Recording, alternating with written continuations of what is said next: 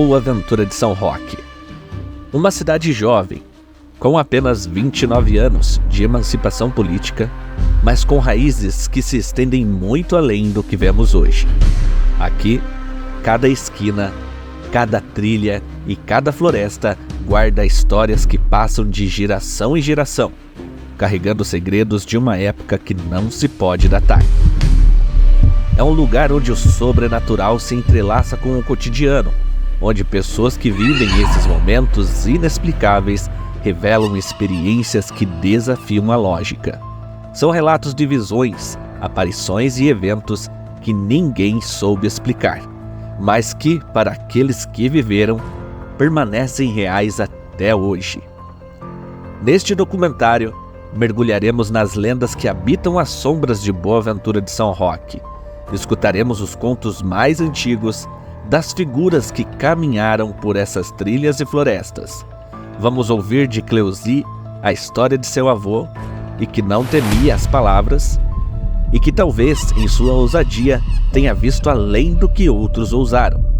E também vamos conhecer o relato dos primos que, enquanto buscavam pinhões no coração da floresta, encontraram algo que parecia familiar, mas que não era deste mundo.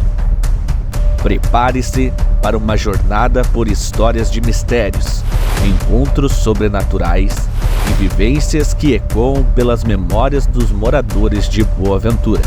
Este é o território onde o inexplicável ganha vida e onde a cada história nos lembra há mais entre as árvores e os campos que podemos imaginar.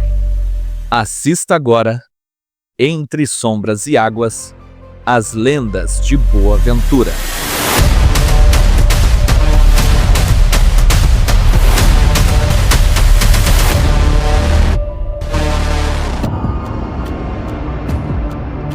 Cleusi Ferreira, professora há quase 40 anos, cresceu rodeada por histórias contadas por seus avós. Esses relatos, transmitidos de geração em geração, refletem o imaginário popular de uma época em que o sobrenatural parecia fazer parte da sua vida cotidiana.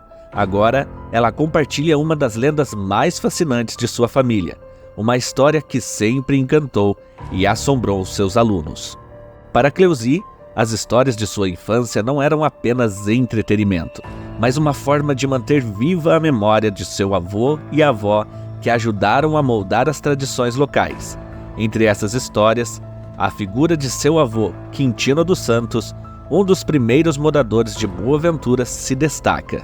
Uma das histórias mais marcantes envolve o homem que, desde criança, mostrava-se desobediente e desrespeitoso, utilizando palavrões e se afastando dos ensinamentos de sua família e da fé. Para Cleusi, essa é uma das lições mais impactantes que ela repete aos seus alunos para ensinar sobre respeito e humildade. 5 de março de 1985. Então, ano que vem, 40 anos, né, como professora. E eu sempre gostei de contar esses causos para os alunos, né, causos antigos, né, sempre conversando com o pai, conversando com a minha avó, meus avós. Quando eu era pequena, eu sempre ia posar na casa da avó, né, e lá eu aproveitava, né, que eles me contavam as histórias, né. E aí minha avó faleceu com 85 anos, né. E meu avô também faleceu bem mais novo. Minha avó era Helena Maria dos Santos, pioneiro aqui de Boa Ventura, né. O meu avô Vídio José dos Santos, também uma pessoa, vamos dizer, pioneiro dos primeiros, dos Quintino dos Santos, né. E ela contava muita história, né. E eu guardei essas histórias, sempre, né? E pensando, sim, sempre em contar para os alunos na escola, né? E aí eu comecei a contar esses causos de assombração e as crianças começaram a gostar desses causos. Eu sempre chegava na sala de aula, né? E eles queriam que eu contasse a história. Contava um dia, no outro dia, contar de novo a história, né? E como a gente às vezes tem aluno muito teimoso na sala de aula, né? Que diz palavrão na sala de aula, né?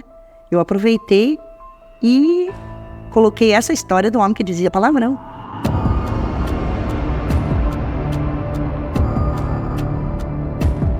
Então, na história do homem que dizia palavrão, ele desde criança, né, ele sempre dizia palavrão. Desde criança, não obedecia aos pais. Aí eu aproveitava, né, não obedecia os professores na escola, né, teimoso, né. E esse homem que dizia palavrão é assim, né. Então, eles eram em 6 irmãos. Ovídio, que era meu avô. Meu avô mesmo, né. Então, o homem que dizia palavrão é assim, né. O Ovídio tinha 6 irmãos, mas ele era muito teimoso, né. Ele era falava muito a palavra diabo, né. É o que a gente ouve muito na sala de aula.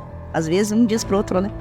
E é um palavrão. Eu, na história, eu coloquei o diabo como o anjo das trevas, para não ficar falando a palavra diabo na sala, que é uma coisa muito negativa, né.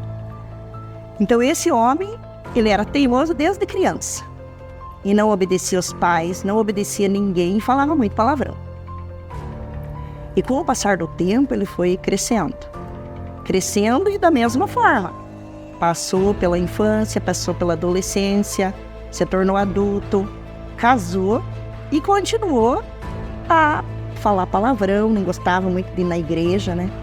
A esposa, que era Helena, né? Gostava de ir na igreja, ele não gostava muito de ir na igreja, né?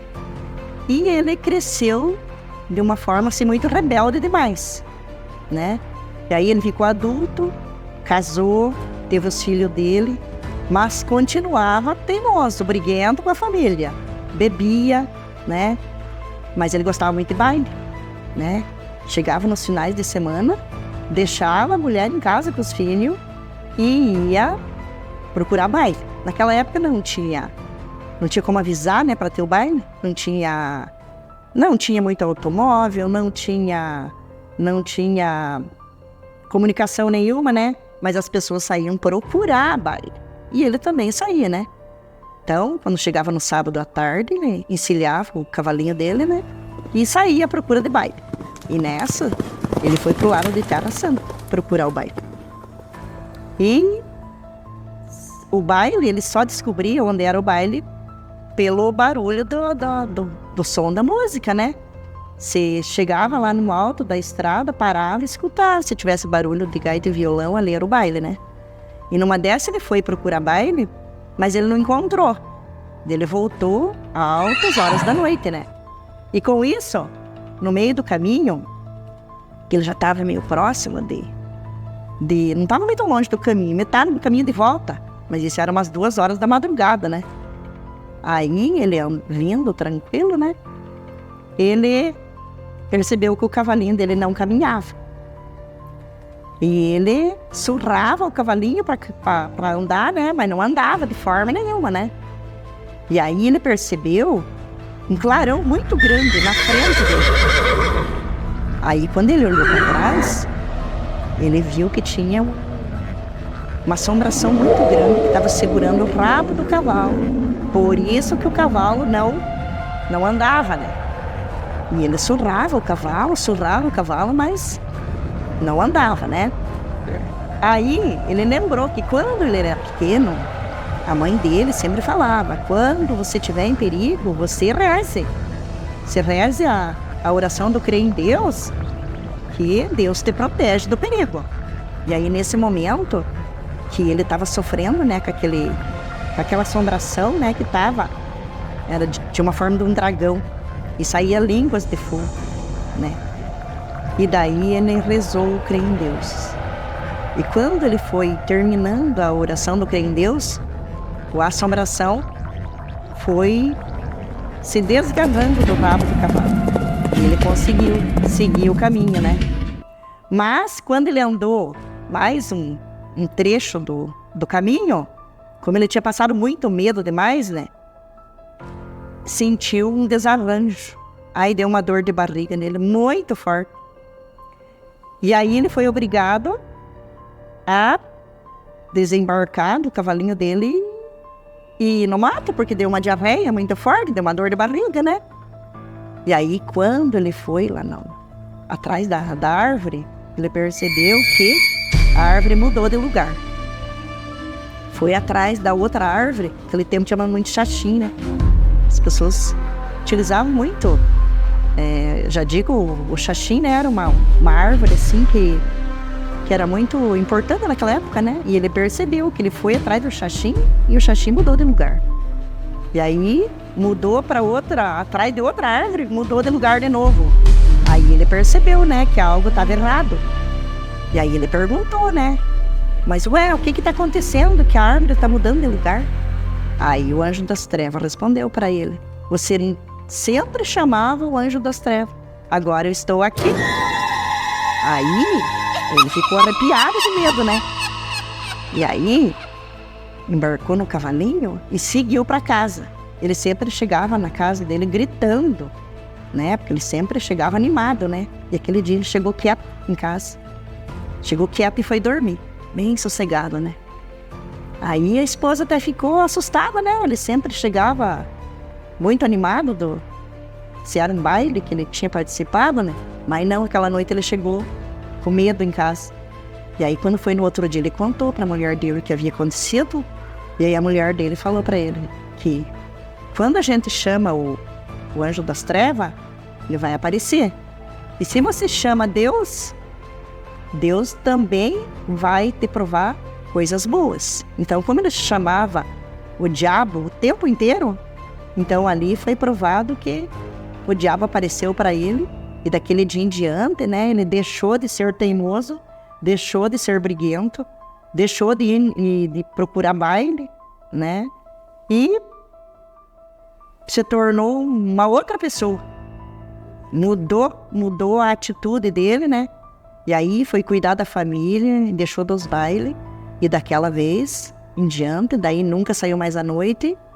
E a família viveu tranquilamente daí, sem sofrimento, sem briga, né?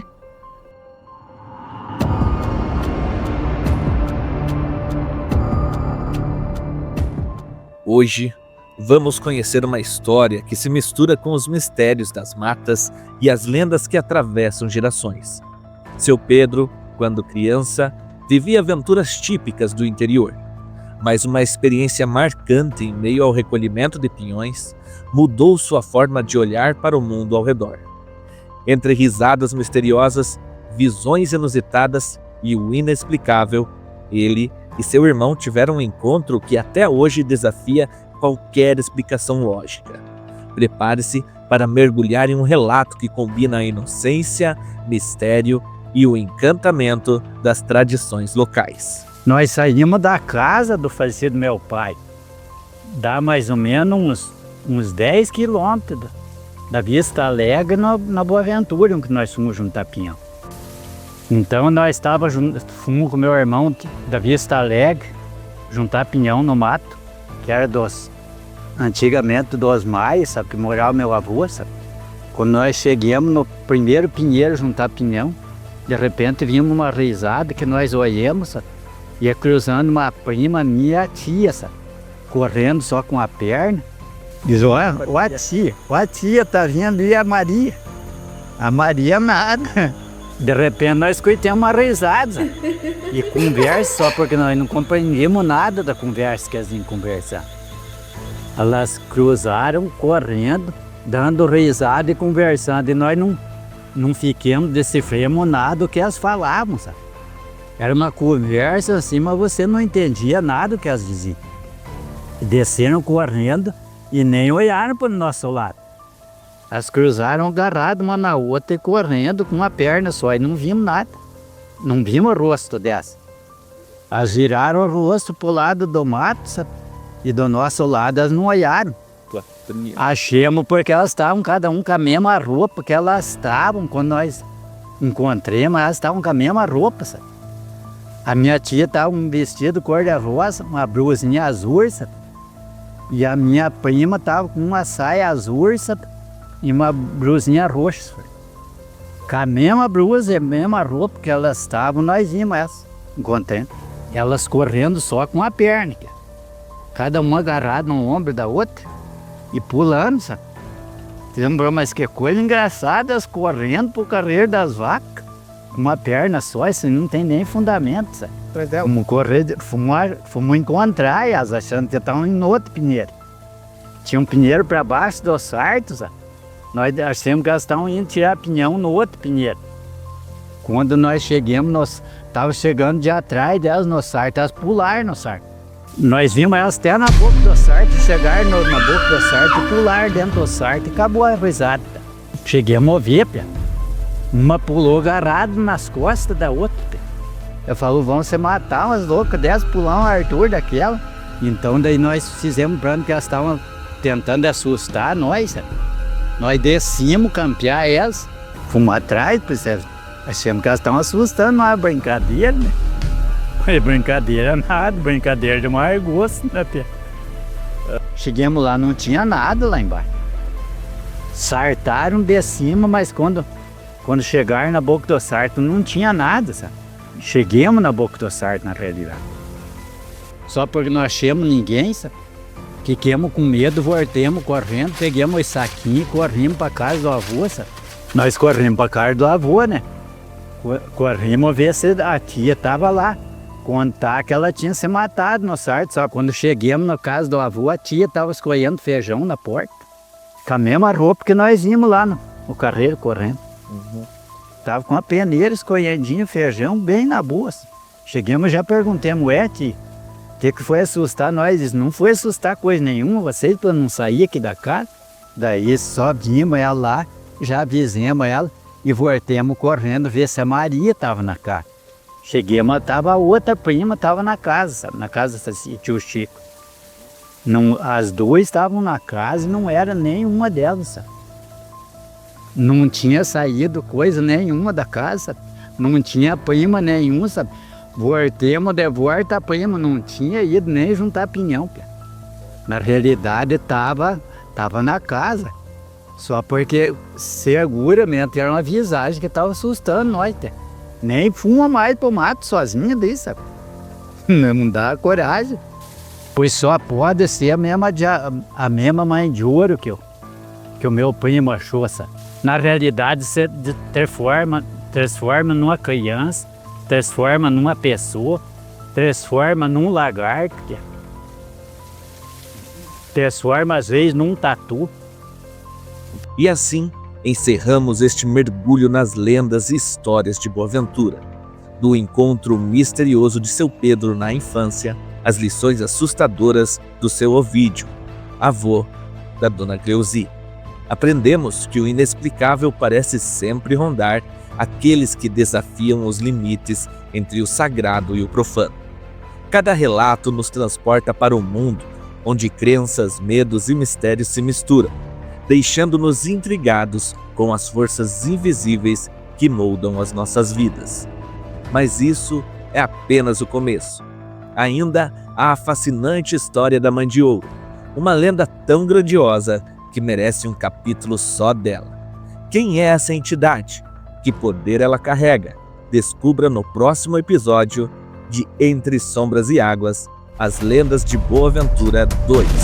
Até lá, mantenha sua mente aberta e cuidado com o que você chama.